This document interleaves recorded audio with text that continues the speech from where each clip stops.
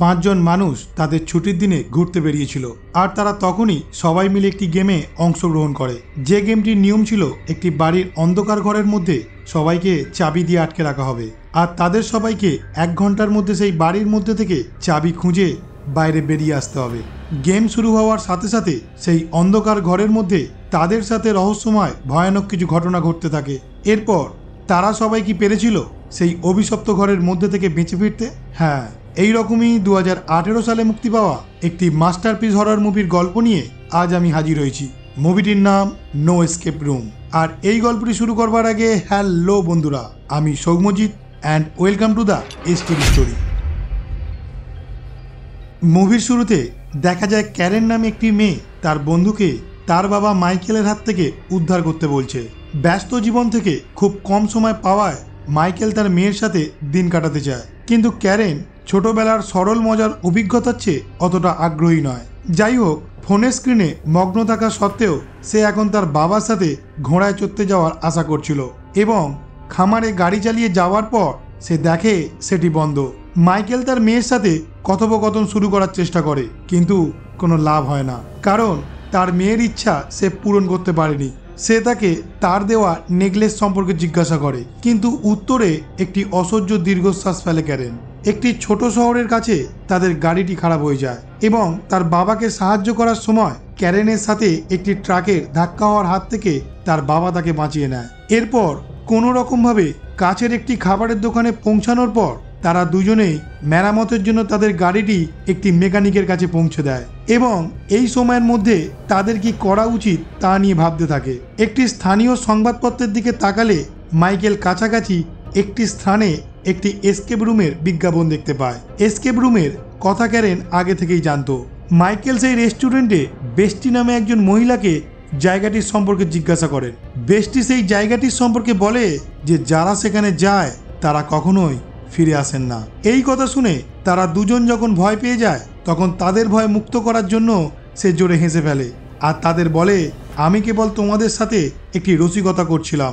বেস্টির আশ্বাসের পর ক্যারেন অনিচ্ছা সত্ত্বেও সেখানে যেতে রাজি হয়। ক্যারেন তার জামার দাগ মুছে ফেলার জন্য রেস্টুরেন্টের টয়লেটে যায় এবং তার বাবার দেওয়া নেকলেসটি পরার সিদ্ধান্ত নেয়। তখনই হঠাৎ সেখানে আলো চলে যাওয়ার সাথে সাথে কাছের একটি সামান্য খোলা বাথরুমের ফাঁক দিয়ে সে একটি শব্দ শুনতে পেয়ে শব্দের দিকে এগিয়ে যায়। তখন বেস্টি তার পাশের একটি দরজা দিয়ে ভেতরে ঢুকে পড়ে। ক্যারেন ঘটনাটি নিয়ে খুব বেশি চিন্তা না করে সেখান থেকে বেরিয়ে যায়। এরপর বাবা এবং মেয়ে গাড়ি ভাড়া করে একটি ভিক্টোরিয়ান শৈলীর ভিলার সামনে আসে। দরজায় ধাক্কা দেবার পর কেউ সাড়া দেয় না এবং দরজাটি নিজে থেকেই খুলে যায়। তারপর ঘরের ভেতরে থাকা জোসি নামের একটি মেয়ে হঠাৎ এবং আশ্চর্যজনকভাবে তাদের স্বাগত জানায় এবং সেই দিনের জন্য খেলার বাকি প্রতিযোগীদের কাছে তাদের নিয়ে যায়। সেখানে দেখা যায় একটি তরুণ দম্পতি মেলানি এবং টাইলারকে এবং অ্যান্ড্রু নামে একজনকে। তাদের মধ্যে মেলানি দুঃসাহসিক এবং উৎসাহী, কিন্তু টাইলার এই গেম নিয়ে একটু ভয় পাচ্ছিল। এরপর জোসি তাদের সবার হাতে একটি করে বন্ড পেপার দিয়ে তাতে সই করতে বলে, যাতে এই গেম খেলার সময় তাদের যদি কোনো কিছু ক্ষতি হয় তাহলে তার জন্য কেউই দোষী থাকবে না। এরপর জোসি যখন তাদের জন্য চা আনছিল তারা সবাই লক্ষ্য করে চায়ের কাপগুলো দিয়ে এক অদ্ভুত রকমভাবে প্রচুর পরিমাণে ধোঁয়া বেরোচ্ছিল। মাইকেলের সন্দেহ হয়, তাই সে চাটি খেতে চায় না, কিন্তু অন্যরা যখন তাকে বোঝায় যে এটি একটি খেলার অংশ তখন জোসিও একই কথাই বলে। জোসি আরও বলে যে প্রতিযোগীদের মোবাইল এবং অন্যান্য ডিভাইস বাইরে জমা রেখে এসকেপ রুমের ভেতরে ঢুকতে হবে। এই শুনে টাইলার তা করতে রাজি নয়, কিন্তু কিছুক্ষণ পরে সে তার স্ত্রীর কথায় ফোনটা রাখতে রাজি হয়ে যায়। জোসি সেখানে একটি পুরনো প্রজেক্টর ব্যবহার করে তাদের সবাইকে একটি ভিডিও দেখায়। ভিডিওটিতে মৃত্যু, সহিংসতা এবং কর্মরত অন্ধকার শক্তির ছবির ক্লিপগুলো দেখানো হয়েছে, যা ইঙ্গিত দেয় বাড়িটি একটি রহস্যময় ভয়ঙ্কর বাড়ি। বাড়িতে বসবাসকারী একজন ডক্টর মৃত্যুর ধারণাকে চ্যালেঞ্জ করার জন্য গুপ্তবিদ্যা নিয়ে পরীক্ষা নিরীক্ষা করার সময় এই সমস্ত পরিস্থিতির মূলে ছিলেন এবং 5 জন শহরবাসীকে বাড়ির পরিস্থিতি তদন্ত করার জন্য পাঠানো হয়েছিল। তারপর শহরবাসীদের আর কখনো দেখা যায়নি এবং প্রতিযোগীদের কাজ হলো এসকেপ রুমে ঢোকার পর সেই ঘরের মধ্যে অনেক ক্লু থাকবে আর সেই ক্লুগুলোকে সমাধান করে 1 ঘন্টার মধ্যে সেই ঘর থেকে বাইরে বেরিয়ে আসতে হবে।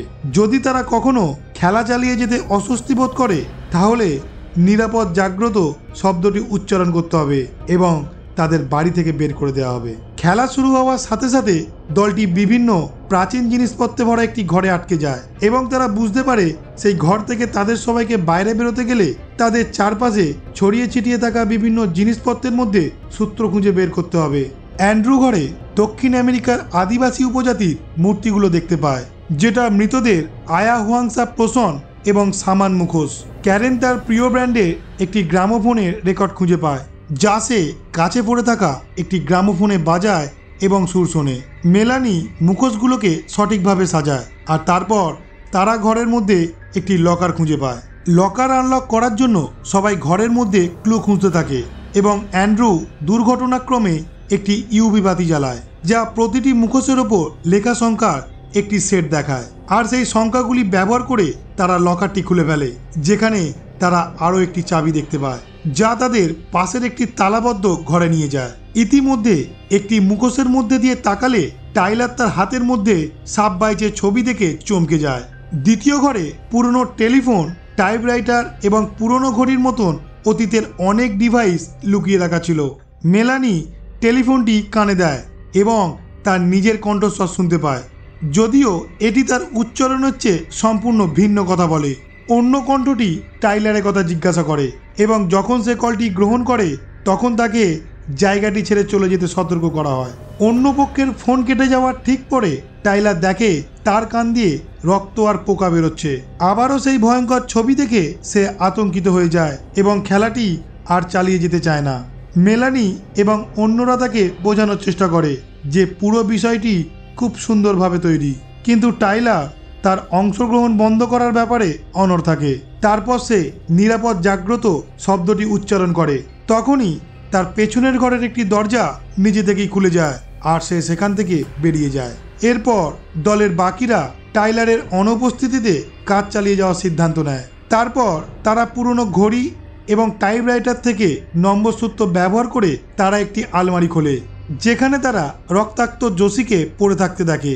জোসি তাদেরকে সতর্ক করে বলে যে আবিষ্কারক বাড়িতে ফিরে এসেছেন এবং মূল চাবিটি খুঁজে না পাওয়া পর্যন্ত তাদের কেউই নিরাপদ নয়।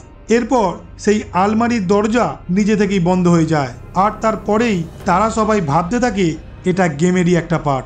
মেলানি এবং অ্যান্ড্রু এই ঘটনাতেও ভয় পায় না, কিন্তু মাইকেল বিরক্ত হয় এবং সে তার মেয়েকে নিয়ে এই গেম থেকে বেরিয়ে আসার সিদ্ধান্ত নেয়। তারপর মাইকেল চিৎকার করে নিরাপদ জাগ্রত শব্দটি ব্যবহার করলেও কোনো লাভ হয় না। সে দেখতে পায় যে সমস্ত দরজা বন্ধ হয়েই আছে। তখন ক্যারেন দরজার ওপরে থাকা স্কাইলাইট দিয়ে পাশের ঘরে গিয়ে চাবি খুঁজে আনবে সিদ্ধান্ত নেয়। তারপর ক্যারেন পাশের ঘরে যায়, কিন্তু যখন সে বেসমেন্টের দরজায় যায় তখন সে তালাবদ্ধ হয়ে যায় আর তখনই দ্বিতীয় ঘরটির দরজা খুলে যায় আর মেলানি, অ্যান্ড্রু এবং মাইকেল বাইরে বেরিয়ে আসে। এরপর তিনজনে মিলে একটি পর্দা ভর্তি ঘরে আসে, যেখানে একটি প্রজেক্টর চলছিল। সেখানেই থাকা পাখার মধ্যে লেখা কিছু নম্বর থেকে ক্লু বার করে তারা ভিলার ভিতরের কোয়ার্টারে যাওয়ার জন্য আরেকটি চাবি খুঁজে পায়। এরপর মেলানি প্রজেক্টর স্ক্রিনের রিয়েল টাইমে নিজেকেই দেখতে পায় এবং অন্য দুজনের থেকে আলাদা হয়ে যাওয়ার জন্য যথেষ্ট ভয় পেয়ে যায়।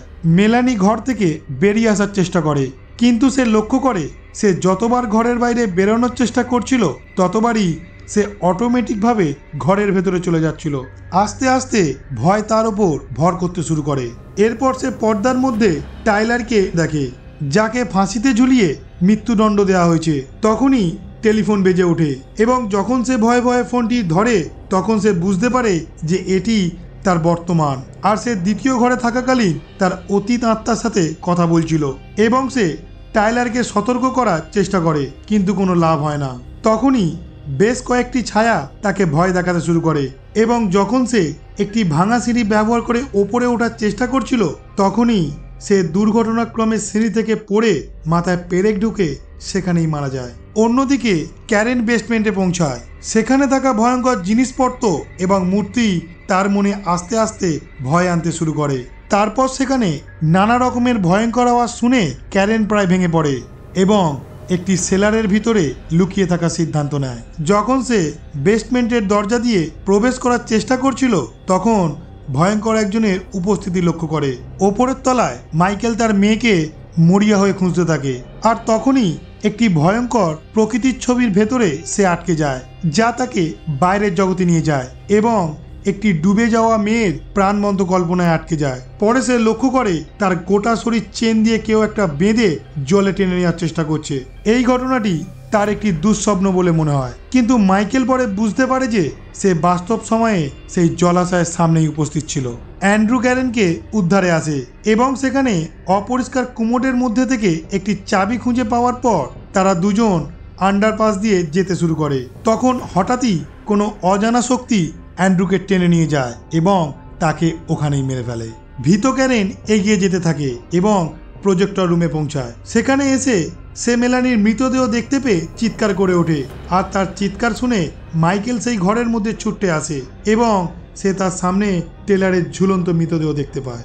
এরপর মাইকেল তার অতীতের সমস্ত সূত্রগুলি পুনরায় পরীক্ষা করে পালানোর চেষ্টা করে এবং তারা দ্বিতীয় ঘরে পৌঁছায়। ক্যারেনের বেসমেন্টের একটি ছবির কথা মনে পড়ে, যেখানে ইঙ্গিত দেওয়া হয়েছিল যে মাস্টার চাবিটি একজন মহিলার পেটের মধ্যে রয়েছে।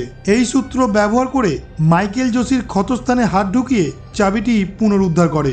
তারপর দুজনে মূল দরজার দিকে ছুটে গিয়ে মাস্টার চাবি ব্যবহার করে দরজা খুললে দেখে তারা সেই রেস্টুরেন্টের ডাইনিং টয়লেটে পৌঁছে গেছে। আর এই দেখে মনে হচ্ছে তারা অবশেষে দুঃস্বপ্ন থেকে বাঁচতে সক্ষম হয়েছে।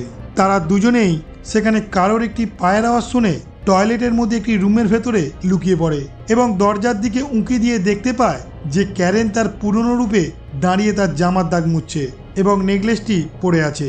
এরপর সেই টয়লেটের মধ্যে থেকে ডাইনার বেরিয়ে আসে। তারপর ক্যারেন এবং মাইকেলের ভবিষ্যৎ, অথবা আমরা বলতে পারি বর্তমান, ডাইনার থেকে জানতে পারে যে তাদের গাড়ি বাইরে মেরামত করা হচ্ছে। তারা যে ঘটনাগুলি দেখে অভিজ্ঞতা অর্জন করেছে তার কোনো ব্যাখ্যা না পেয়ে তারা দুজন সিদ্ধান্ত নেয় তারা চিরতরে সেই জায়গা থেকে দূরে চলে যাবে। অবশেষে তারা তাদের গাড়িতে উঠে দেখে গাড়ির প্রতিটি যন্ত্রাংশ তালা দিয়ে আটকানো। এই দেখে তারা বুঝতে পারে যে তারা এখনও সেই অভিশপ্ত গেমের মধ্যে থেকে বেরোতে পারেনি, আর হয়তো এই গেম থেকে তাদের কোনো মুক্তির উপায়ও নেই। আবারও ট্রিগার কাজ শুরু করে এবং ক্যামেরাটি যখন ঘরে স্থানান্তরিত করা হয় তখন বোঝা যায় যে বাড়িটিতে আরও অসহায় শিকারদের আমন্ত্রণ জানানোর পুনরায় সেট করা হচ্ছে। আর এই মুভিটি এখানেই শেষ হয়।